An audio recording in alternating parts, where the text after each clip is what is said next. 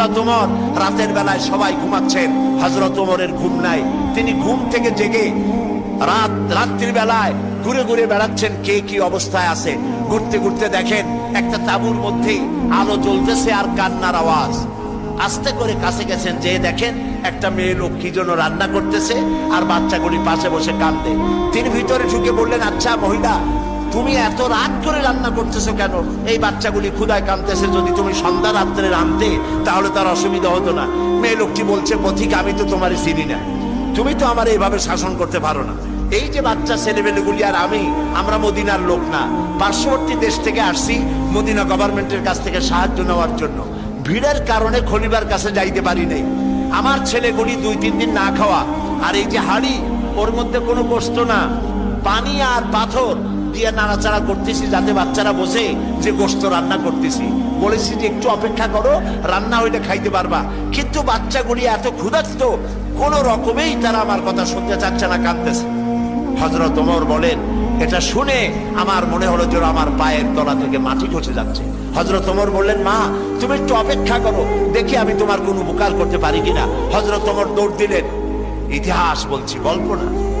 হযরত ওমর বাড়িতে চলে গেলেন। বৃদ্ধ হযরত আসনামকে ডাকলেন, বললেন, আসনাম বস্তা নিয়ে আসো, বাইতুল মালের দরজা খোলো, বস্তার ভিতরে আটা ঢুকাও, পেঁয়াজ ঢুকাও, তরি তরকারি ঢুকাও। ঢুকাবার পরে বললেন, বস্তা বন্দি করে দাও। বস্তা বান্ধা হলো। হযরত ওমর বলেন, আসনাম রে, এবার এই বস্তাটা আমার মাথার উপরে উঠায়া দাও। হযরত আসনাম বলছেন, আমিরুল মুমিনিন, এই বস্তা বহন করার জন্য আমি খাদেম তো উপস্থিত আছি। হযরত ওমর বললেন, না, আজকের বোঝা আমার মাথায় উঠাও, কারণ কিয়ামতে তোমাকে আসামি বানানো হবে না। যে দৃশ্য আমি দেখে এসেছি কিয়ামতের দিন, এজন্য আল্লাহ আমাকে আসামি বানাবেন। আমার বোঝা আমার মাথায় উঠাও। আটার বস্তা মাথায় নিয়ে হযরত ওমর দৌড়তে লাগলেন।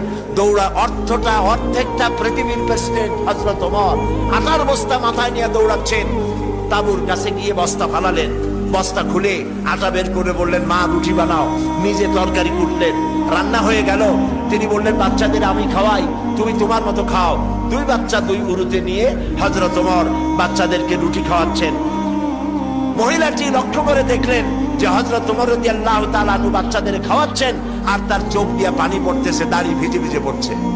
মহিলা বললেন, পথিক তুমি যে কে আমি তো তোমারে চিনি না, তবে আমার মনে হয় এই দেশের বাদশাহ ওমর না হইয়া তোমার মতো মানুষ যদি বাদশাহ হইতো তাহলে আমাদের কপাল বোধহয় আরো ভালো হইতো।